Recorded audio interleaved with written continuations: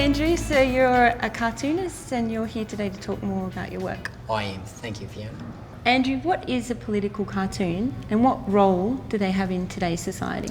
A political cartoon is basically a social comment made by a cartoonist to express an opinion about a political event.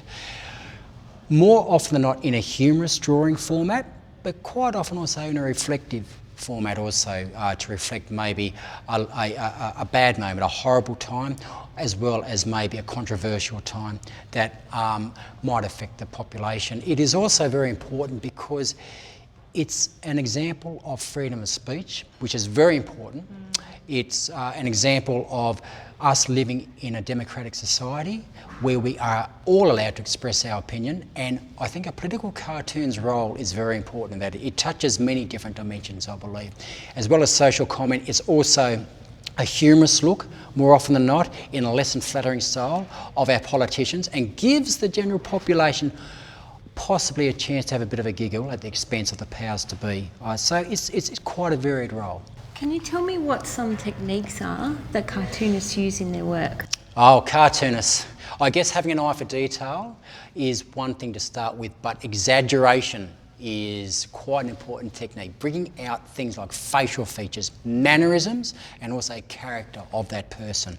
Politicians, they are drawn in many different ways at the expense of our political cartoonists around the country, but I think very important to, I guess, have a look at their main facial features, mannerisms, and bring that out. Also matching a drawing style with writing and capturing it in as least amount of words as possible, and also in a one-frame picture. So it's a combination there. We're going to draw a have a nice day smile for starters. Have a nice day. We can do better than that. Let's draw a fluffy cheek line. Another fluffy cheek line.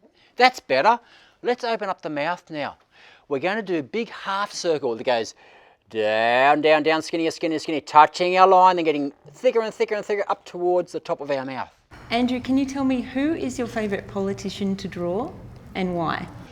Poor Julia. Julia Gillard seems to be mine, as well as a lot of my students' favourite politician to draw, because of her pronounced features, facial particularly. Julia's nose is somewhat prominent, and even though she's not our Prime Minister anymore, she still hovers around in the political background and is still able to be picked at that one shape more often than not.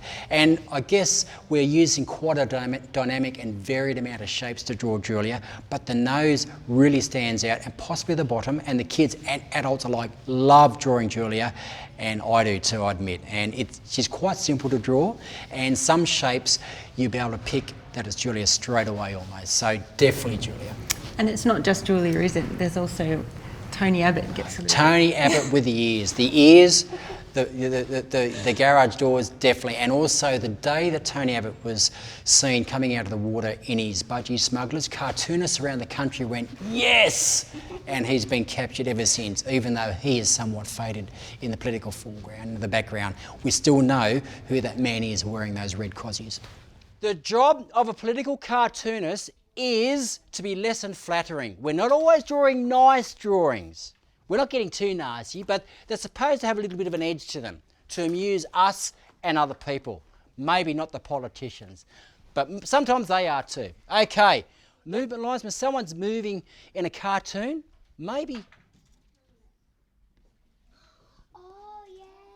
One of those, yeah. And if someone's a bit emotional about something, or excited, or unhappy, or cranky, maybe a bit of a... Can you please hold up your Julia Gillards when you finish? I'd love to see. Beautiful. We all had a bit of fun with that one. Very good. Very good. Very good, guys. That's excellent. Excellent. Thank you. Why do you like teaching students about political cartoons, and what can they learn about democracy by doing so? I love teaching kids and students, particularly the younger age, the kids, how to draw political cartoons and cartoons in general, is because they have this unbounded amount of imagination. They're not scared to draw. They have a great sense of colour, line flow, and they just have fun. That's what it's all about. And I think that is the most rewarding part, and seeing kids really get into it and surprise themselves, as well as adults, just how well they can draw at the end of the session. I think it's very important because, again, it's an example of freedom of speech and how wonderful it is to live in a democratic society where we're allowed to do these things and not be punished, like in some countries.